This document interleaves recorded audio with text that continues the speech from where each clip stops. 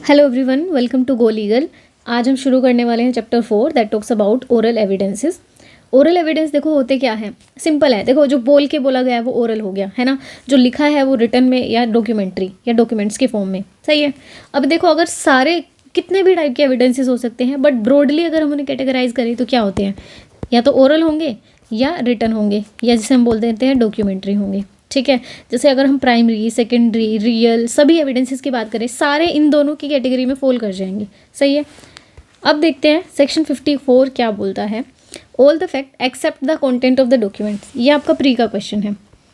ठीक है, देखो जब भी कोई भी सेक्शन पढ़ो या कोई भी मतलब प्रोविजंस पढ़ो तो देखना कि इसमें क्या कोई जनरल रूल है या कोई स्पेसिफिक बात बोली गई है, तो वो ज़रूर मेंशन करो। अब ये क्या बोल रहा है, except the content of the document, document के कंटेंट के अलावा। क्यों है ऐसा, क्योंकि हम उन्हें डॉक्यूमेंट की फॉर्म में ही प्रेजेंट करते हैं, जो अपने आप में एक बेस्ट एविडेंस रूल का हिस्सा है। ठीक है, except the content of the document may be proved by oral evidence, ये आपका जनरल रूल है कि कोई भी फैक्ट हो, ठीक है, व्हाटसोएवर आप कोर्ट में जाएंगे उसका ओरल एविडेंस दे सकते हैं। लेकिन अगर कोई डॉक्यूमेंट है, डॉक्यूमेंट की फॉर्म में है, ठीक है, जैसे कोई कॉन्ट्रैक्ट हो गया, कोई डॉक्यूमेंट हो गया, डीड होगी एक्सेट्रा, तो उसके लिए हमेशा डॉक्यूमेंट्स प्रेजेंट करने पड़ेंगे कोर्ट में, ये आप सभी को पता है। बस यही बात इसमें लिख दी है इन्होंने। अब है ये कह रहे हैं कि ओरल एविडेंस जो है ना हमेशा डायरेक्ट होना चाहिए। डायरेक्ट का मतलब यहाँ से एक कॉन्सेप्ट आ जाएगा हमारा हियरसे का। ठीक है, यहाँ से हियरसे का कॉन्सेप्ट इमर्ज हो जाएगा। तो अगर आपसे पूछा जाए कि क्या हियरसे कहीं डिफाइन है, नहीं डिफाइन। ठीक है, कहीं दिया गया है एविडेंस में, नहीं दिया गया, तो कहाँ से पता चल रहा है, यहाँ से पता चल रहा है सेक्शन 55 से। Oral evidence shall be in all cases whatever be direct, हमेशा डायरेक्ट होंगे, ये एक जनरल रूल है हमारा। ठीक है, डायरेक्ट मतलब कैसे कि अगर मैंने कोई चीज़ देखी है तो वो मैंने खुद देखी हो। ठीक है, एक पर्सन ए है, एक पर्सन बी है और एक पर्सन सी है। ए ने ना बी का मर्डर कर दिया, इसे सी ने देख लिया। ठीक है, इसने जाके किसे, डी को बताया। अगर सी जाके कोर्ट में खुद बताता है कि हाँ मैंने देखा है कि ए ने बी का मर्डर कर दिया, तो ये हो गया डायरेक्ट। ठीक है, मैंने खुद देखा है, मैंने खुद परसीव किया अपनी आंखों से। पर क्योंकि इसने सी ने डी को बताया और डी जाके कोर्ट में बोलता है कि मुझे तो सी ने बोला था कि ए ने बी का मर्डर कर दिया, तो ये क्या हो जाएगा हमारा हियरसे। तो क्या कोर्ट इसे बिलीव करेगा, मतलब कोर्ट इसे कंसीडर करेगा, नहीं करेगा। क्यों नहीं करेगा, क्योंकि सेक्शन 55 बोल रहा है कि हमेशा जो ओरल एविडेंस होंगे डायरेक्ट होंगे। तो यहाँ से क्या पता चला, हियरसे का क्या मतलब है, सुनी सुनाई बातें। ठीक है, मैंने फलाने को बात करते हुए सुन लिया, मैं तो वो बता रहा हूँ, नहीं आप नहीं बताओगे, वो फलाना ही आके कोर्ट में बताएगा कि ऐसा हुआ था। पर क्या हियरसे का कोई एक्सेप्शन है, एक्सेप्शन वही है या तो एडमिशन हो गया उस बात का। मैं लिख देती हूँ, कहाँ लिखूँ, यहाँ लिख देती हूँ। अब हमें ये तो पता चल गया कि हियरसे क्या होता है। मैं ये अभी भी बता रही हूँ कि सिर्फ प्री के पर्पज़ से काम चल रहा है, प्री के पर्पज़ से जो है प्रैक्टिस चल रही है। मेंस के लिए हम अलग क्लासेस करेंगे, सही है। तो हमें ज़्यादा डीप में नहीं जाना, जितना बता रही हूँ उतना भी पढ़ लोगे ना, एग्ज़ाम क्लियर हो जाएगा, सही है। चलें, हियरसे क्या बता रही थी मैं, हाँ, हियरसे के एक्सेप्शन हो सकते हैं, बिल्कुल हो सकते हैं। अगर एडमिशन हो गया हो, अपोजिट पार्टी ने वो फैक्ट पहले ही एडमिट कर लिया हो, या फिर जब हमने रेस जेस्टे पढ़ा था, ठीक है, तो हमने पता था कि एक सेम ट्रांजैक्शन में कोई बात चल रही हो, ठीक है, उसी सेम ट्रांजैक्शन में किसी ने आके कुछ बोला कोर्ट में, और वो उसी ट्रांजैक्शन का पार्ट है, कि वो एक चेन है, मान लो एक चेन है ए, नहीं ऐसे नहीं, कोई भी बात चल रही है, मानो ये पॉइंट है, ये पॉइंट है, ये पॉइंट है, ये पॉइंट है और ये पॉइंट है, ये एक लिंक बन रहा है पूरा। ये पॉइंट ना मिसिंग है, इसकी वजह से ये स्टोरी कंप्लीट ही नहीं हो रही। ठीक है, तो रेस जेस्टे का कॉन्सेप्ट क्या कहता है कि अगर ये चेन कंप्लीट हो जाएगी, या फिर इसकी जो ये पूरी जो स्टोरी है, ये स्टोरी लाइन है, ये चेन है, इसको कंप्लीट होने के बाद, या जो ये हाइपोथेसिस हमने बनाई है, इसका एंड जो है वो एक ही होगा। डायलेमा नहीं होना चाहिए, या तो ये हो सकता है या ये हो सकता है। ठीक है, ऐसा नहीं होना चाहिए, इसका एंड रिजल्ट यही होगा। और उस पूरी चेन को कंप्लीट किया किसी बात ने, जिसे हमने हेयर से बोल दिया। इस हेयर से वाली बात ने इस पूरी चेन को कंप्लीट कर दिया और उस हाइपोथेसिस का एक कंक्लूजन निकल गया। तो क्या ये रेलेवेंट होगा, ये बिल्कुल रेलेवेंट होगा, अदरवाइज ये रेलेवेंट नहीं होगा, क्योंकि हमारा सेक्शन 55 जो है हमें फॉरबिड करता है। सेम गोज विद, अगर आपने कुछ सुना है तो आप खुद जाके कोर्ट में उसे बताओगे, आपने देखा है तो भी आप खुद जाके बताओगे, दूसरा बंदा नहीं बताएगा। या परसीव किया है बाय एनी सेंसेस, कि आपने स्मेल किया है, आपने टच किया है, या आपने टेस्ट करके देखा है कुछ, एवरीथिंग जो भी आप परसीव कर रहे हो बाय योर ओन सेंसेस, ठीक है, तो वही आप कोर्ट में डायरेक्टली जाके बता सकते हो। इस बात का यही मतलब इस डायरेक्ट वर्ड का ये सारा एक्सप्लेनेशन है, अगर मैं बोलूँ तो। मेरे हिसाब से इसमें कोई डाउट अभी बचा नहीं होगा। नेक्स्ट है फोर्थ पॉइंट, एन ओपिनियन और to the ground on which the opinion is held it must be evidence of the person who hold that opinion on those grounds. अब मैंने कुछ देखा है, सुना है, या मैंने मतलब कंक्लूड किया है किसी भी बात को, तो वो ओपिनियन भी मैटर करेगा, वो भी रेलेवेंट हो जाएगा। सही है। नेक्स्ट प्रोवाइजो कह रहा है कि provided that the opinion of expert expressed in a treatise commonly offered for the sale or the ground on which such opinion are held may be proved by the production of such treatise if the author is dead or cannot be found or has been incapable of giving। वही वाली सारी चीज़ है ना जो हमने dying declaration में पढ़ी है। सही है। सेक्शन 26 का क्लोज 1, तो इसका आप साइड में लिख सकते हो read with section 26 of course है ना, क्योंकि यहाँ सिर्फ डाइंग डिक्लेरेशन की बात नहीं हो रही। Is dead can not be found, has become incapable, तो सेक्शन 26 ओनली लिखना, ठीक है, 1 वगैरह मत लिखना कुछ भी। Provided further that if the oral evidence refer to the existence or condition of any material thing other than the document. अब हम डॉक्यूमेंट को तो बता सकते हैं, चलो ये डॉक्यूमेंट की फॉर्म में है, ओरल है तो ओरली बता सकते हैं, पर कुछ मटीरियल्स होते हैं that we have to present into the court, right, तो वो क्या होते हैं, वो रियल एविडेंसेज होते हैं। अगर आपको पूछा जाए कि रियल एविडेंस कहाँ दिए गए हैं, तो सच तो कहीं लिखा ही नहीं हुआ रियल एविडेंस का, ठीक है, तो यहाँ से हम एक इन्फ्रेंस ले सकते हैं कि रियल एविडेंस क्या होते हैं, जो मटेरियल थिंग होती है डॉक्यूमेंट से अलग। सही है। अब है हमारा चैप्टर 5 जो बात करता है डॉक्यूमेंट्री एविडेंस की। ओरल एविडेंस में हमें यही 2 सेक्शन याद करने हैं, सेक्शन 54, सेक्शन 55, दोनों सेक्शंस भी इंपॉर्टेंट है, ऐसा नहीं है कि इंपॉर्टेंट नहीं है, सेक्शन भी इंपॉर्टेंट है और अंदर का जो सारा मटेरियल है everything is important here. Next है हमारा documentary evidence, proof of content of document, document का कंटेंट का प्रूफ। अभी हम बात करें ओरल से तो हम दे नहीं सकते, अब हम देंगे उसे डॉक्यूमेंट्स में। कैसे? Content of the document may B, अच्छा सॉरी, ये चीज़ ध्यान से देखना कि कंटेंट की बात हो रही है। अगर ऐसा पूछा जाए कि ये डॉक्यूमेंट एग्जिस्ट करता है या नहीं करता, उसके ओरल एविडेंस दिए जा सकते हैं, ठीक है, डॉक्यूमेंट के एग्जिस्टेंस नॉन एग्जिस्टेंस की, या वो अपने आप में एक मैटर इन इशू है तो।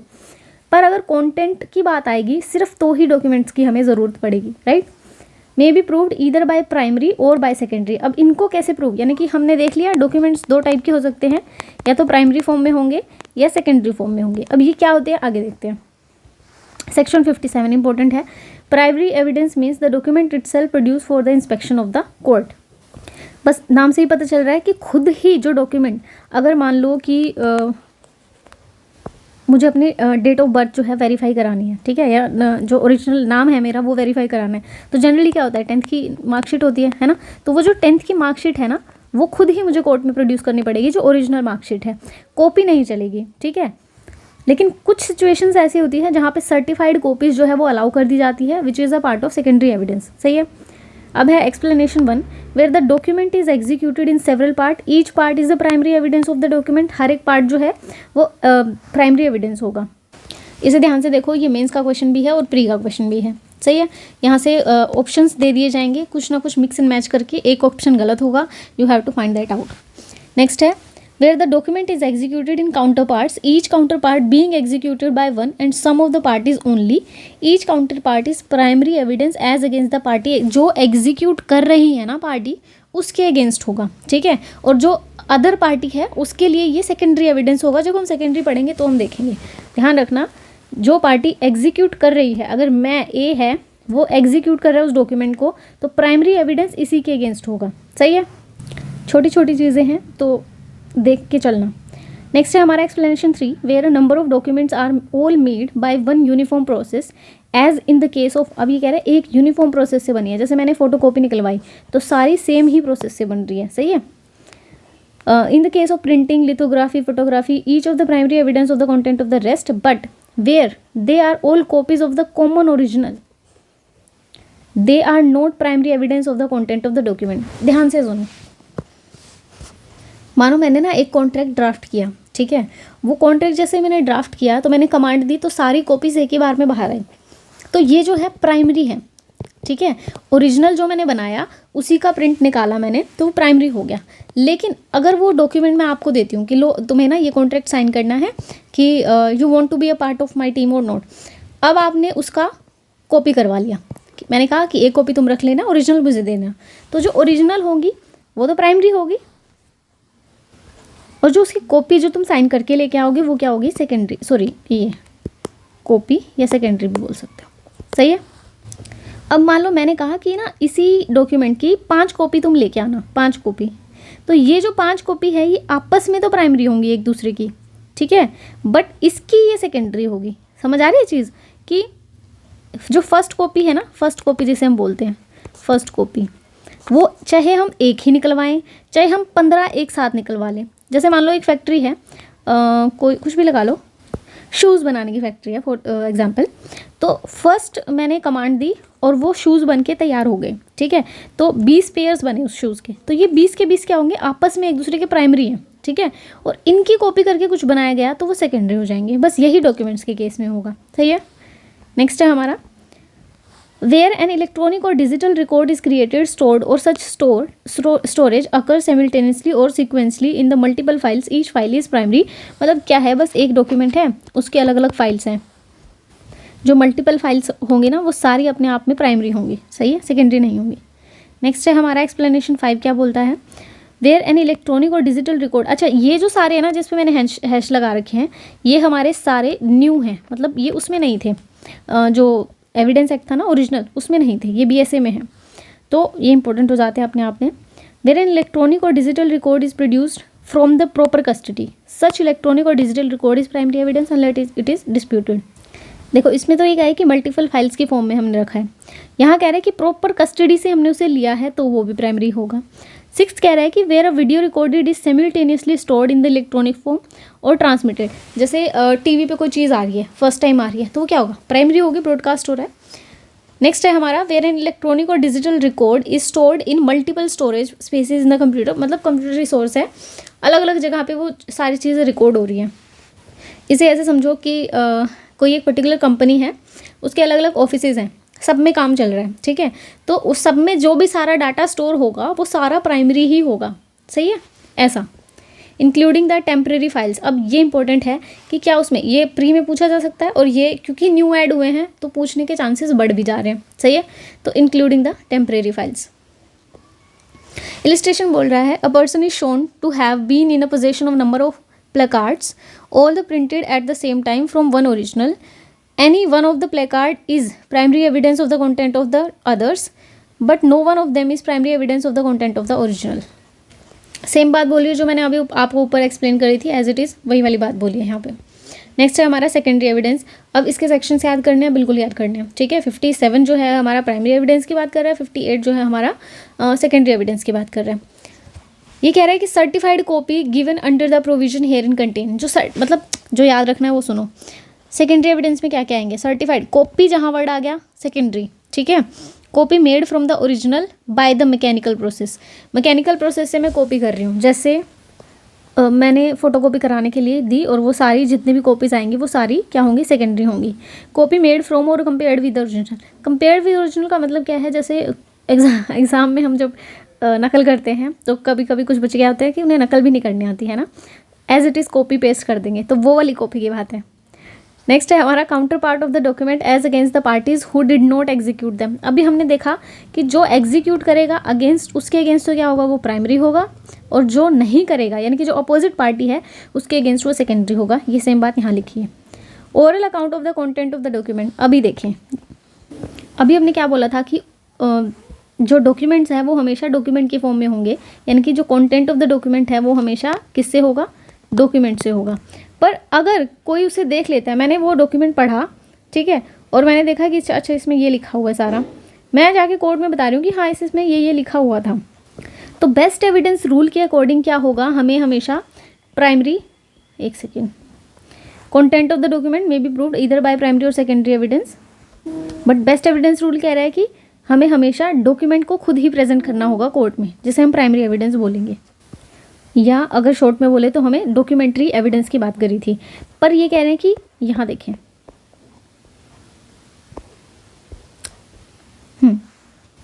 ये कह रहे हैं कि oral account of the content, ये कह रहे हैं कि ये सेकेंडरी होते हैं, ठीक है, यहाँ देखो ये नहीं बोल रहे कि आप oral account of the content of the document दे सकते हो, ऐसा नहीं बोल रही है। ये कह रहे हैं कि सेकेंडरी एविडेंस में क्या आते हैं, सेकेंडरी एविडेंस में oral account of content of document भी आते हैं, उन्होंने ऐसा बोला है। नेक्स्ट ऐसा है कि मान लो किसी ने वो एडमिट कर लिए, ठीक है, और किसी पर्सन ने वो लेटर की बात करते हैं, मान लो लेटर मैंने पढ़ा था, ठीक है, अब वो लेटर खो गया है, डिस्ट्रॉय हो गया है, कोई भी सिचुएशन ऐसी है जहाँ पर वो हम प्रेजेंट ही नहीं कर सकते, तो वहाँ पर हम उसके ओरल एविडेंस दे सकते हैं, बिल्कुल दे सकते हैं। तो उसे हम बोलेंगे क्या, उसे हम बोलेंगे सेकेंडरी एविडेंस। सही है, चलिए बेस्ट एविडेंस रूल कह रहा है, बेस्ट एविडेंस रूल ये कह रहा है कि नंबर 1, जो डॉक्यूमेंट्स है ना उन्हें आप डॉक्यूमेंट से ही प्रेजेंट करें, ठीक है। अगर डॉक्यूमेंट भी हैं तो उसे आप प्राइमरी जो है डॉक्यूमेंट उससे प्रेजेंट करें। इन केस प्राइमरी नहीं है तो you can bring secondary evidence. बस इतना सा है बेस्ट एविडेंस, ठीक। अब है ओरल एडमिशन। ओरल जो एडमिशंस हैं वो भी क्या है, सेकेंडरी एविडेंस है। रिटन एडमिशन, रिटन भी अपने आप में सेकेंडरी है।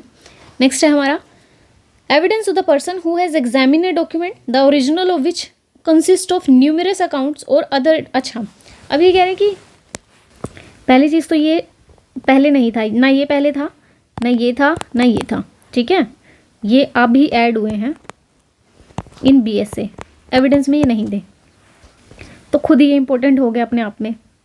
नेक्स्ट है ये कह रहे हैं कि बहुत बड़ा डॉक्यूमेंट है कोई, ठीक है, या पूरी बुक है, तो वो पूरी बुक का एविडेंस प्रेजेंट करने के बजाय बस उतना ही प्रेजेंट कर दो जितना रेलेवेंट है और इम्पोर्टेंट है केस के लिए। या फिर जैसे CA है मान लो, ठीक है, तो CA क्या करते हैं, पूरे अकाउंट्स छानते हैं, हर एक चीज़ देखते हैं, सब कुछ देखते हैं, उसके बाद एक रिपोर्ट तैयार करेंगे।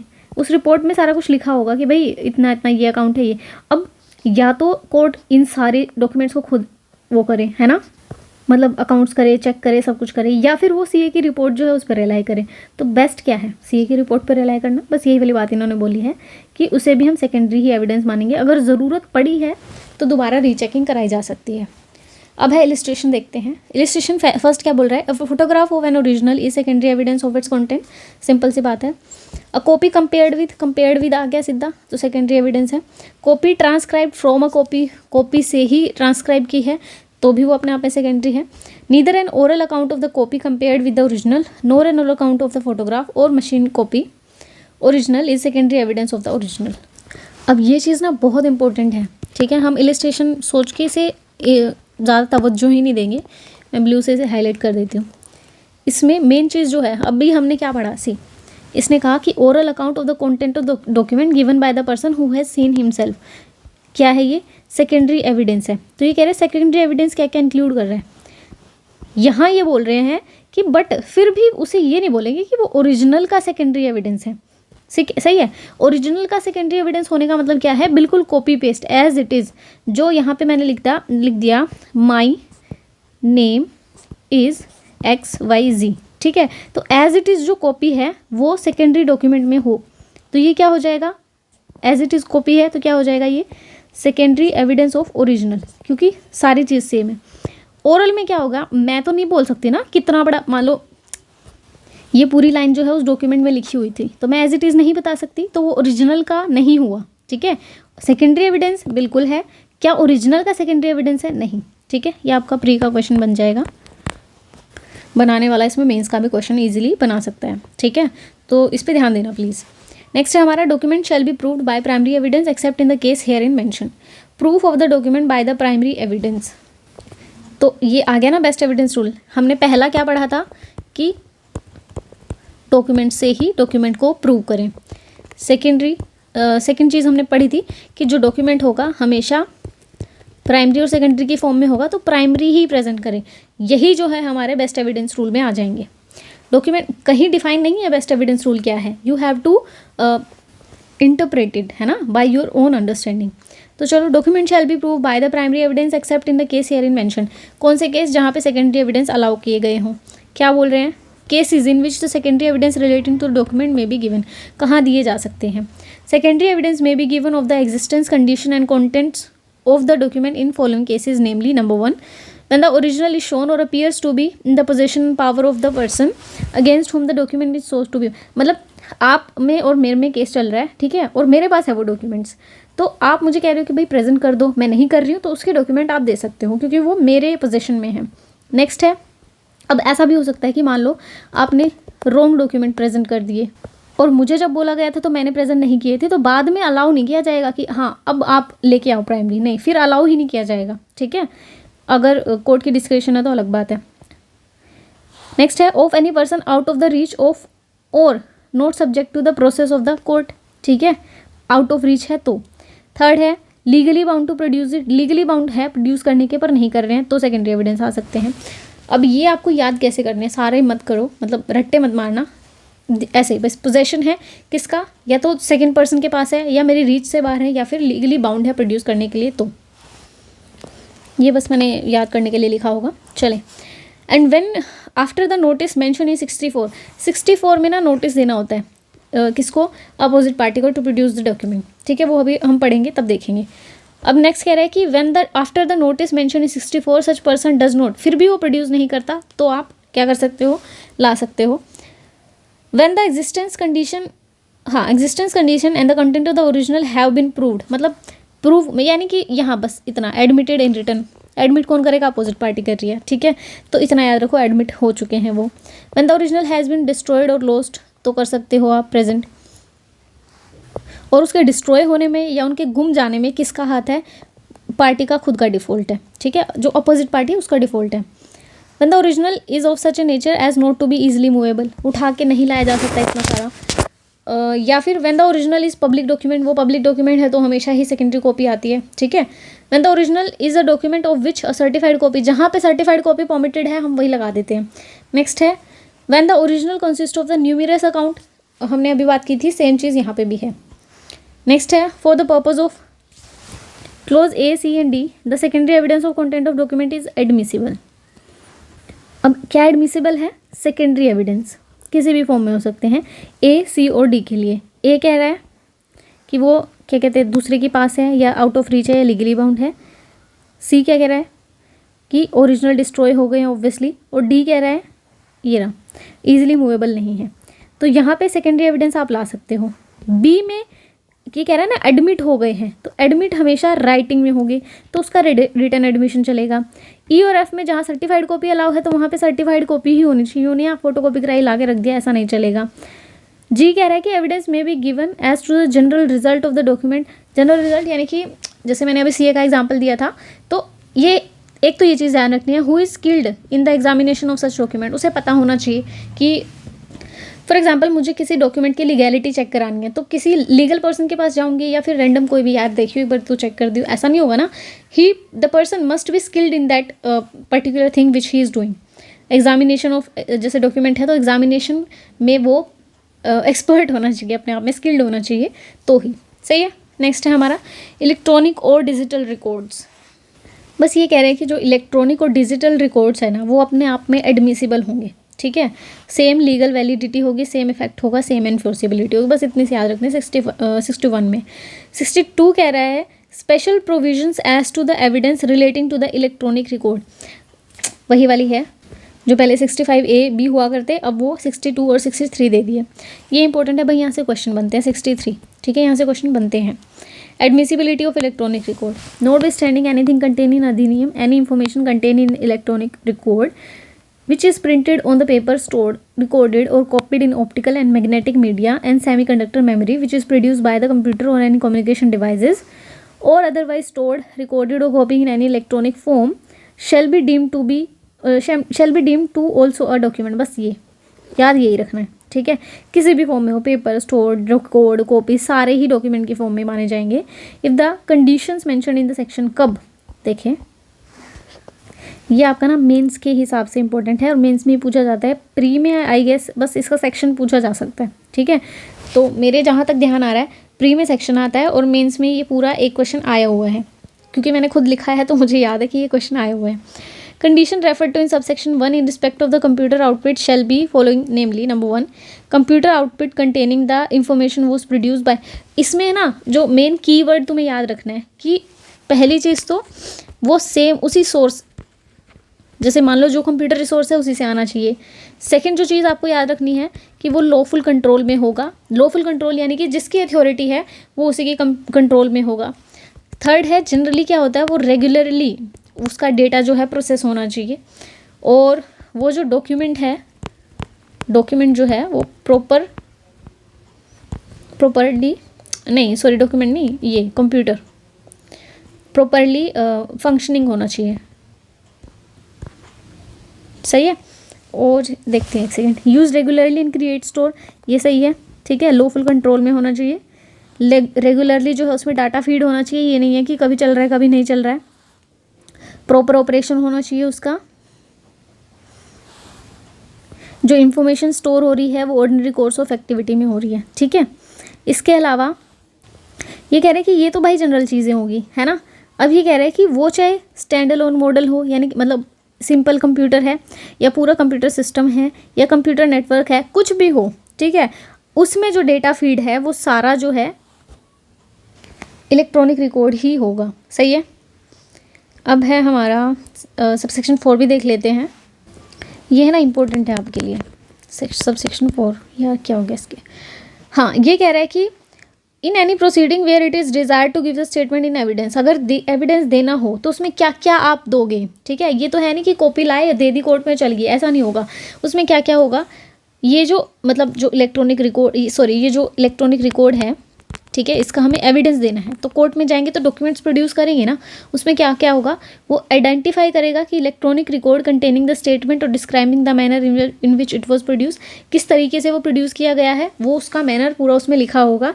मान लो सीसीटीवी है तो सीसीटीवी का जो कैमरा है उसका नंबर उस पर होगा, कहाँ का है, मतलब पूरा रिकॉर्ड जो है वो मेंशन होगा डॉक्यूमेंट्स के ऊपर। सही है।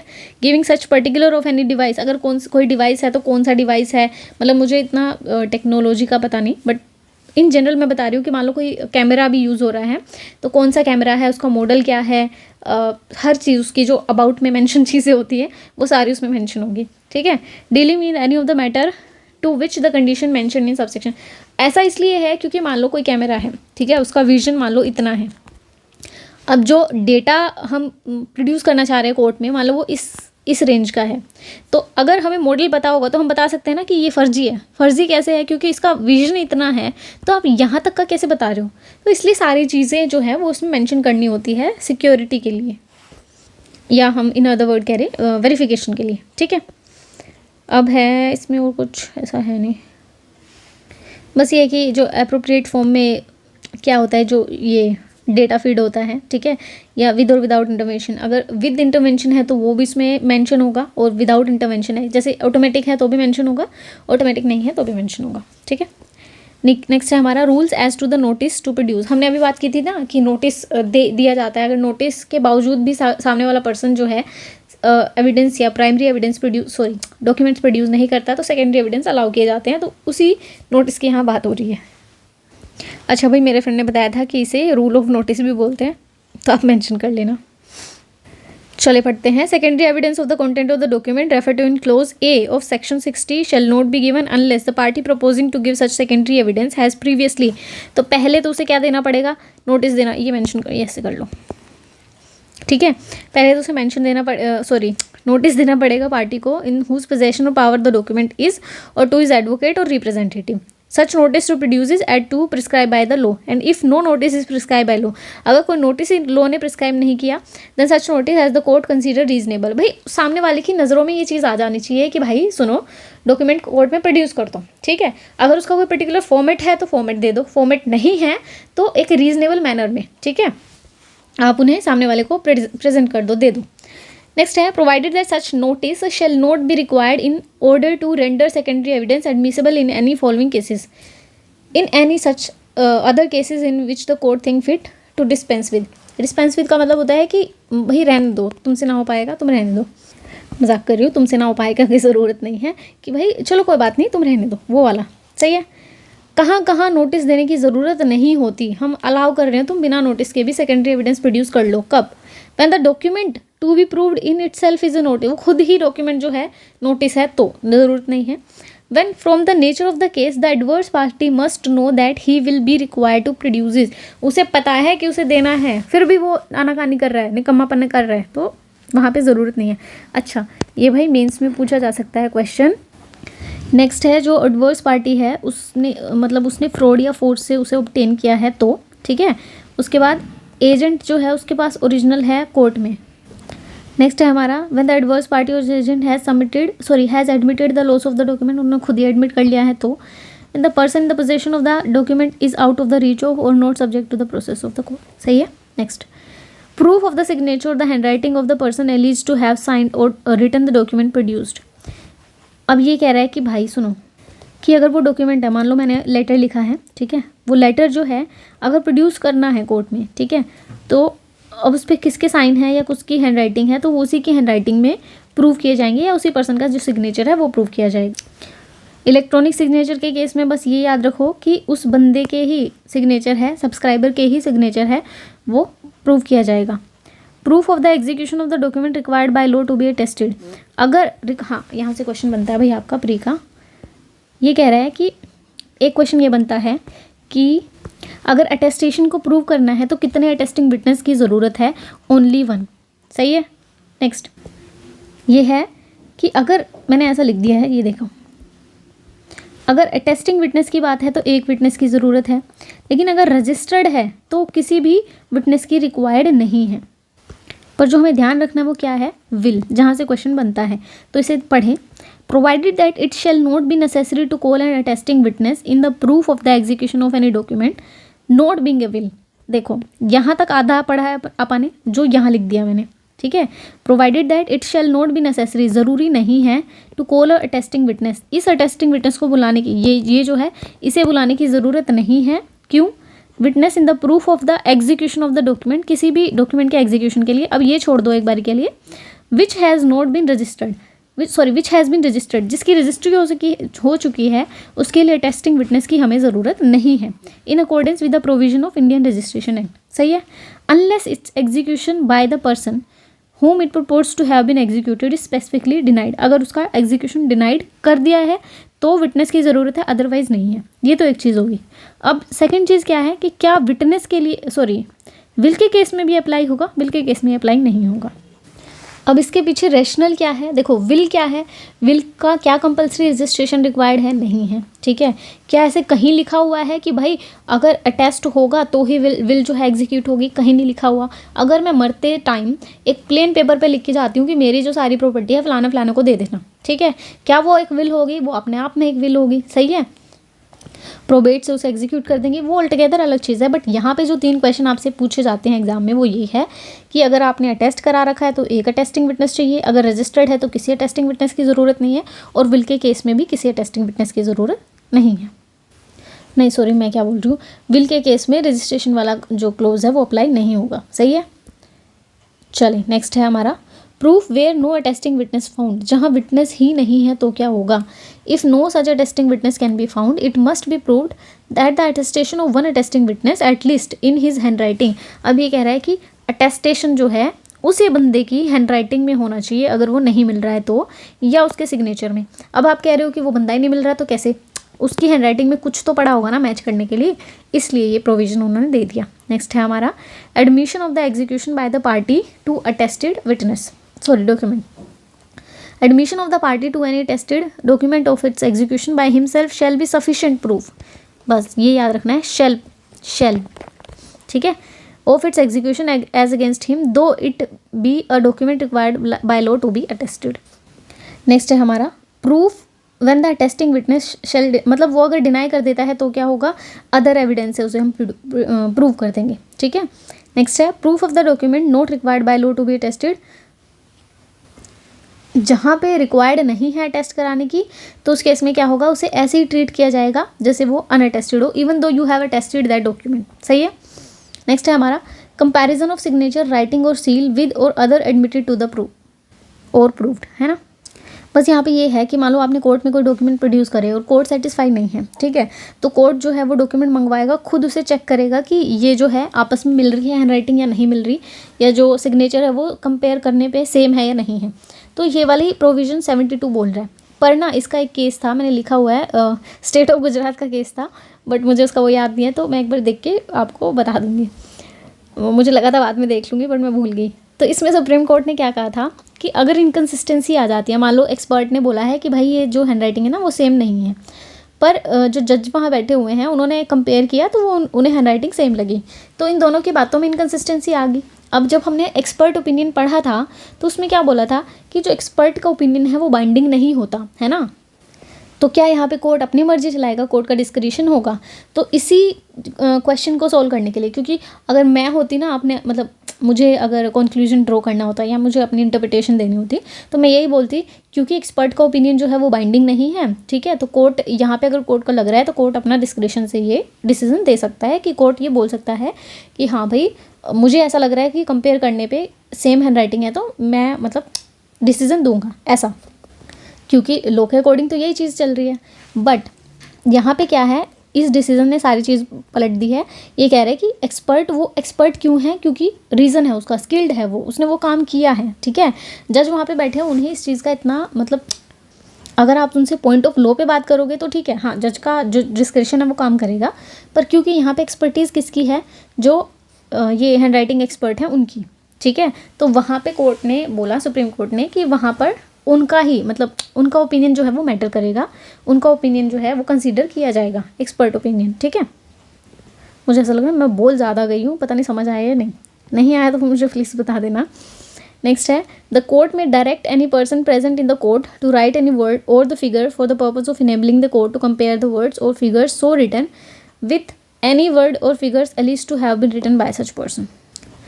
इसमें यह है कि भाई कोर्ट बुलाएगा उन्हें, सॉरी कि लिखो भाई कुछ 2-4 वर्ड्स लिखो, फिगर्स लिखो, या फिर जो उसमें लिखा हुआ है सेम तुम लिख के बताओ, कंपेयर करेंगे, मिल गया तो अच्छी बात है, नहीं तो फिर फंस गए, है ना। This section applies also with any necessary modification to finger impression, so उस पर भी अप्लाई हो जाता है।